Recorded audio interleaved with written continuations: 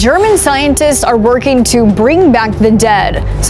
Tonight we hear from inventor and futurist Ray Kurzweil about immortality. Getting this pain, your eyesight's degrading.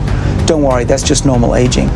A small set of researchers is trying to find out if reincarnation is real and the possibility of life after death.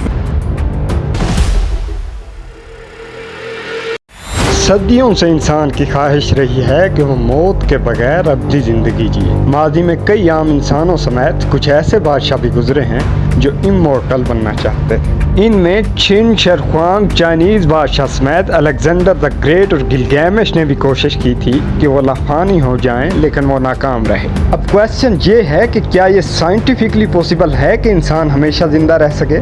अगर नहीं तो हम जन्नत में हमेशा ज़िंदा कैसे रहेंगे? बट वेट, जन्नत भी तो आफ्टर लाइफ के बाद मिलेगी और आफ्टर लाइफ के लिए रेजरेक्शन भी ज़रूरी है। तो आइए इन तमाम चीज़ों को स्टेप बाय स्टेप समझने की कोशिश करते हैं। दीन इस्लाम में वाज़ेह है कि रूह जिस्म से जुड़ी हुई है और वफ़ात के बाद रूह जिस्म से परवाज़ करके आलम बरज़ख में चली जाती है।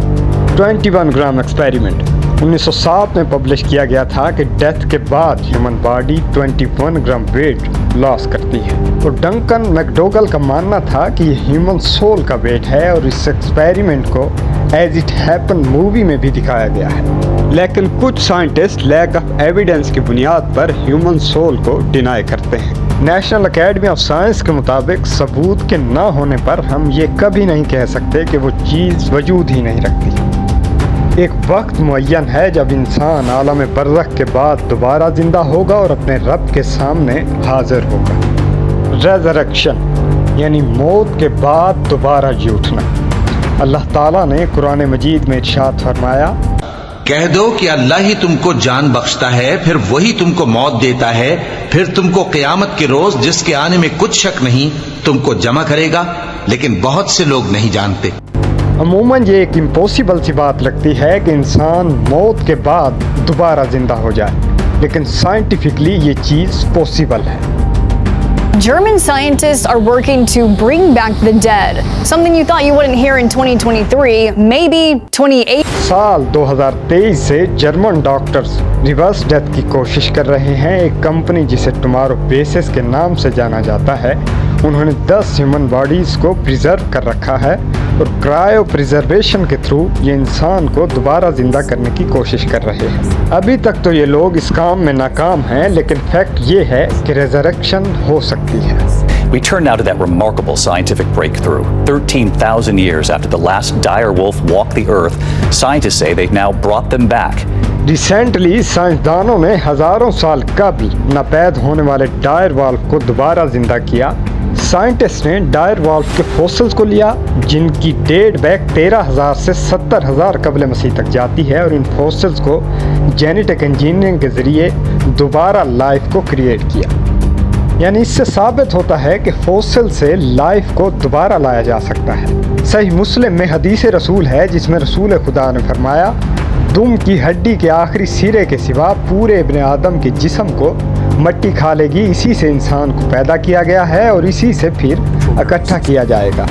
अब रीढ़ की हड्डी कितने अरसा तक बाकी रहती है वो भी यू शिकागो न्यूज़ ने बता दिया है। एथोपिया से एक यंग गर्ल की रीढ़ की हड्डी मिली जिसकी डेट बैक 3.3 मिलियन तक जाती है और जहाँ फरमाने खुदाबंद है।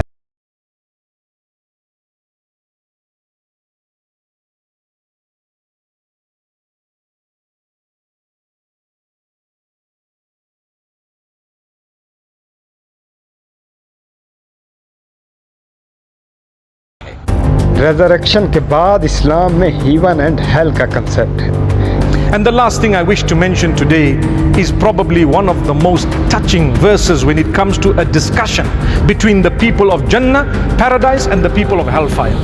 किताब सुनन इब्न माजा में रसूल खुदा ने जन्नत की तमसील दुनिया की शबाहत से दी है और अदना जन्नती की जन्नत को दुनिया से 10 गुना बड़ा बताया है, लेकिन इसका समा क्या होगा वो अल्लाह को मालूम है। अगर आप गौर करें तो केपलर 452b एक प्लैनेट जो बिल्कुल ज़मीन की तरह दिखता है और इस तरह दर्जनों सियारे दरियाफ्त हो चुके हैं। नासा के मुताबिक केपलर 452b इस ज़मीन से 60 गुना बड़ा है, लेकिन इसकी कंपोजिशन और इन्वायरमेंट अभी तक नामालूम है। اسی طرح ایک سیارہ ایسا بھی دریافت ہوا ہے جسے سائنسدانوں نے ہیلپ پلانٹ کے نام سے پکارا ہے، جو زمین سے 40 لائٹ ایئر دور ہے۔ اب جنت اور جہنم کا عالم تو خداوند کو معلوم ہے، لیکن اللہ تعالیٰ نے فرمایا کہ انسان جنت میں ہمیشہ رہیں گے، اور یہاں ہمیشہ سے مراد ایٹرنل لائف ہے۔ اب کویسچن یہ ہے کہ کیا انسان کی امورٹیلٹی ممکن ہے؟ اگر ممکن ہے تو وہ کیسے؟ Tonight we hear from inventor and futurist Ray Kurzweil about immortality and the exponential growth of technology.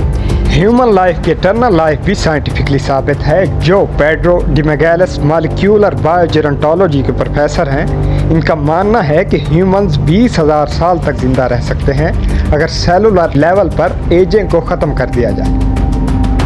آسٹرونوٹ تو پہلے ہی ثابت کر چکے ہیں کہ ٹائم ریلیٹو تھیوری کے مطابق زمین کی نسبت اسپیس میں ٹائم سلو ہو جاتا ہے، جس سے ایج میں کمی واقع ہوتی ہے۔ اور دوسری طرف سائنٹسٹ سیلولر لیول پر جین ایڈیٹنگ کر رہے ہیں تاکہ انسان کو امورٹل بنایا جا سکے، اور ڈکلائن آف ایجنگ ہی مین فیکٹر ہے امورٹیلٹی کا۔